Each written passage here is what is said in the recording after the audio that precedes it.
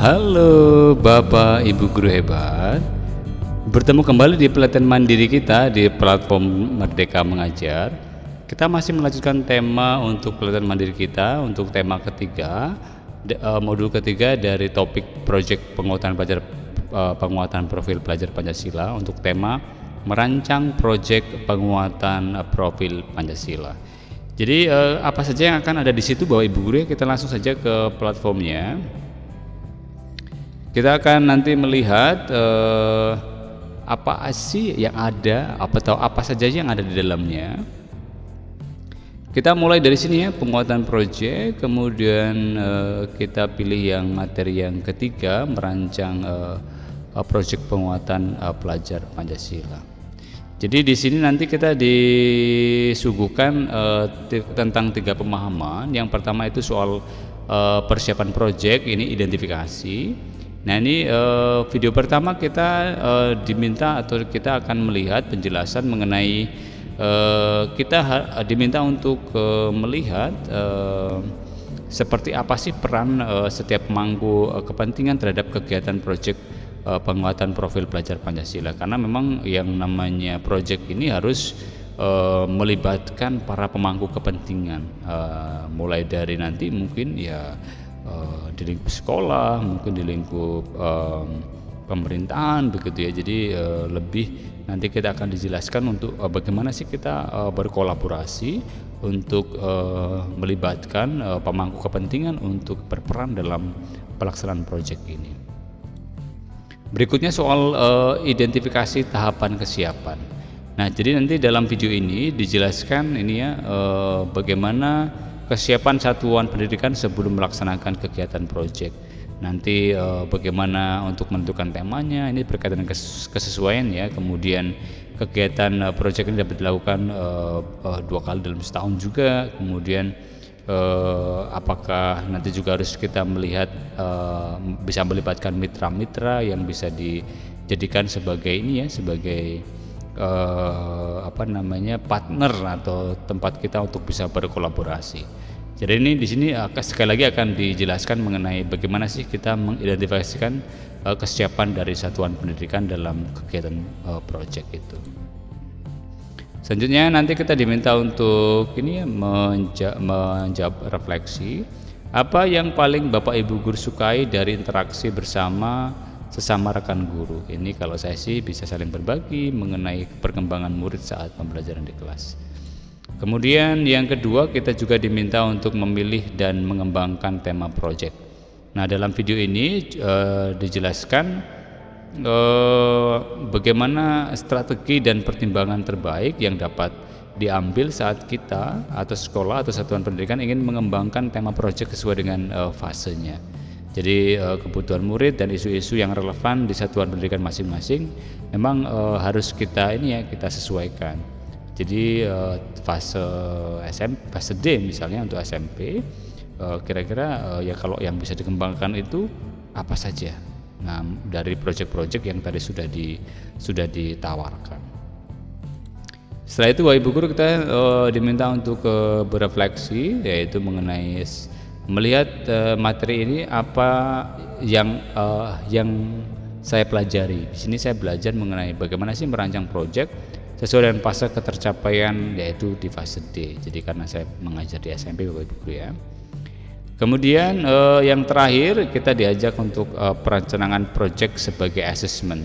Jadi di sini kita diminta untuk sekali lagi juga melihat video ini mengenai penerapan di salah satu bentuk sebagai bentuk alternatif dari assessment. Jadi penerapan proyek ini. Jadi seperti apa kita dapat mempersiapkan kegiatan proyek sehingga nanti dapat melihat keterampilan dan kompetensi murid secara holistik ya, secara menyeluruh. Jadi nanti video ini memberikan penjelasan terkait strategi-strateginya seperti apa. Maka Bapak Ibu jangan lupa tonton dari awal sampai akhir supaya pemahaman kita menjadi lengkap. Kemudian terakhir kita diminta untuk berefleksi. Ini apakah Bapak Ibu guru mempunyai pengalaman saat murid tidak memaknai materi pembelajaran, apa Bapak Ibu lakukan? Jadi sih pernah ini pengalaman saya tuangkan di sini mengenai murid yang tidak memenuhi makna karena memang eh, terjadi apa istilahnya itu, siswa kelelahan begitu ya, karena memang soal ritme, soal apa namanya, kebiasaan yang memang seringkali telat tidur, kemudian yang menyebabkan kelelahan dan sebagainya. Jadi di sini saya mencoba untuk menerapkan bagaimana sih berkolaborasi dengan wali murid, sehingga saling mengingatkan, sehingga apa yang terjadi di sekolah juga apa namanya dilanjutkan dengan apa yang terjadi di rumah. Saya kira Bapak Ibu Guru itu yang menjadi tema dari merancang proyek penguatan profil pelajar Pancasila. Kemudian kita akan kerjakan post testnya Bapak Ibu Guru ya. Kita lihat sama-sama. Langsung saja kita coba kerjakan untuk post testnya. Untuk ini ya, pertanyaan pertama. Ada 5 pertanyaan. Bagaimana peran proyek sebagai asesmen? Ya, jadi ini tadi tema terakhir ya Bapak Ibu Guru ya. Proyek dapat memberikan pengalaman kepada murid, kemudian dengan kegiatan proyek dapat terlihat ketercapaian perkembangan murid secara holistik, bukan hanya hasil akhirnya saja. Proyek menghubungkan murid dengan dunia nyata. Yang D, dalam proyek murid merasa memiliki penuh akan aktivitas yang dilakukan. Yang mana Bapak Ibu Guru? Jadi tentu ya, kalau kita tadi sudah melihat video penjelasan, maka kalau kita bicara soal apa namanya, peran proyek sebagai asesmen, tadi dikatakan bahwa yang B Bapak Ibu Guru dengan kegiatan proyek dapat terlihat ketercapaian perkembangan murid ya, jadi secara holistik ya, bukan hanya pada nilai akhirnya saja. Kemudian berikutnya pertanyaan nomor 2, setiap pemangku kepentingan mempunyai peran penting untuk mendukung program pembelajaran proyek di satuan pendidikan. Murid dan orang tua bukan salah satu murid dan orang tua bukanlah salah satu pemangku kepentingan yang berpengaruh dalam proyek. Pernyataan ini benar atau salah Bapak Ibu Guru? Jadi kalau kita lihat ya di video tentang ini ya, peran pemangku kepentingan, jadi tentu ya ini merupakan ini ya, jadi apa namanya, pernyataan yang salah ini ya. Oke, ini kan karena menyebutkan di sini murid dan orang tua bukanlah salah satu ya. Nomor 3, ketika konsep pembelajaran berbasis proyek sudah dipahami sebagian pendidik, kurang dari 50%, dan pembelajaran berbasis proyek sudah menjadi kebiasaan sekolah tetapi belum menjadi lintas disiplin ilmu, berada dalam tahap manakah satuan pendidikannya? Jadi lebih sedikit, kemudian sudah terjadi tapi belum lintas ya, apakah tahap awal atau tahap berkembang atau tahap lanjutan atau dapat bebas memilih tahapan.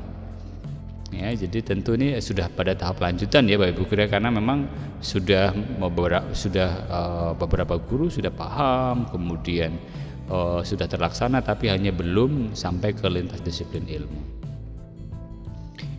Nomor 5, Bu Meske dan tim fasilitas proyek sedang merancang suatu modul proyek yang akan dilakukan pada fase F. Berikut adalah contoh pengalokasian waktu yang dapat dilakukan, kecuali ini yang salah berarti ya. Menetapkan 1 hari dalam seminggu sebagai hari pengerjaan proyek, memberikan kebebasan bagi murid untuk menentukan sehingga tidak ada tanggal tetap, kemudian menetapkan waktu dengan sistem blok untuk pelaksanaan proyek. Kemudian yang terakhir, menetapkan beberapa hari dalam 1 minggu sebagai waktu pengerjaan proyek. Yang mana Bapak Ibu Guru? Tentu ya ini yang salah, tentu kita akan ini ya mengarah ke di antara A, B, C dan D. Kita akan mengarah tentunya pada jawaban yang B ya, karena memang kita tidak memberikan kebebasan bagi para murid untuk ini ya, kita harus laksanakan bersama-sama. Kita harus pilih apakah model blok ataukah model meluangkan beberapa hari untuk mengerjakan proyek atau 1 hari untuk mengerjakan proyek dalam 1 minggu. Pertanyaan terakhir, Bu Loli sedang bingung memikirkan tema untuk dilaksanakan di semester 2. Terdapat 2 pilihan, yaitu tema bangunlah jiwa dan raganya dan gaya hidup berkelanjutan. Mengingat pada semester 2 akan ada perayaan Hari Bumi, Bu Loli dan tim fasilitator merasa tema gaya hidup berkelanjutan sangatlah cocok untuk dilakukan. Di sisi lain, bangunlah jiwa dan raganya juga maaf, juga menarik untuk dijadikan tema proyek. Langkah apa yang dapat dilakukan Bu Loli dan tim fasilitas proyek lakukan untuk mengakomodir tema-tema di atas? Apakah A. mengambil gaya hidup berkelanjutan dalam kegiatan proyek, sedangkan tema bangunlah jiwa dan tema bangunlah jiwa dan raganya dapat diintegrasikan dalam rutinitas sehari-hari seperti olahraga rutin, diskusi perorangan, personal antara guru dan murid, dan sesi cerita terkait pengalaman sosial emosional. Kemudian yang B, bertanya pada mitra terdekat seperti pengawas dan kepala dinas untuk menentukan tema. Yang D, melakukan observasi dan memeriksa kecapaian murid, lalu membagi murid di kelas untuk melaksanakan proyek dengan gaya hidup berkelanjutan dan bangunlah jiwa dan raganya sesuai dengan peminatan dari hasil observasi. Yang mana Bapak Ibu Guru, apakah yang D pilihannya semua benar? Jadi ada dua tema yang memang harus diakomodir Bapak Ibu Guru ya. Jadi apakah opsi yang A atau B? Dan di sini kita merujuk kepada opsi yang A Bapak Ibu Guru ya. Jadi kita lebih akan mengambil tema gaya hidup berkelanjutan dalam kegiatan proyek. Kemudian tema bangunlah jiwa dan raganya dapat diintegrasikan dalam rutinitas sehari-hari seperti olahraga dalam kegiatan belajar mengajar kita. Jadi demikian Bapak Ibu Guru ya yang bisa kita bahas, Bapak Ibu Guru hebat, di topik ketiga modul pelatihan mandiri, topik proyek penguatan pelajar Pancasila di tema merancang proyek penguatan profil Pancasila. Oke, demikian Bapak Ibu Guru hebat, sampai ketemu ya di pembelajaran mandiri berikutnya untuk tema selanjutnya. Bye-bye, sampai ketemu Bapak Ibu Guru. Jangan lupa yang belum tekan tombol subscribe, tekan dulu ya. Terima kasih. Bye-bye.